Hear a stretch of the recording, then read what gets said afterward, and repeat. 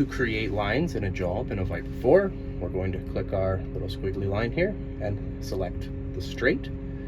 We can either from here hit A and drive and select B, or we can tap the left hand side again and select our compass. We can use these little red circles in the bottom right to tab between our cardinal directions. So we're going to make a line going east. Then I tap my B, it automatically populates my line. If I want to save this line, click and hold, hit save. You'll see it's going to put my grower farm field information in, and then my line name up top here. So I will call this one east-west, and hit the check. Now when I hit my green check in the top right, that line is saved.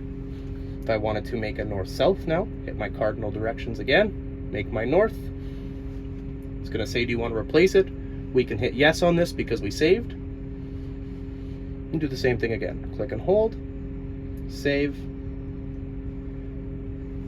and we'll call this one north. Once we are done with that, if I wanted to tab back to my east, click and hold, tap to load. You'll see my east-west and my north set here. We'll just click east-west and hit my check. It'll automatically snap me to my east-west.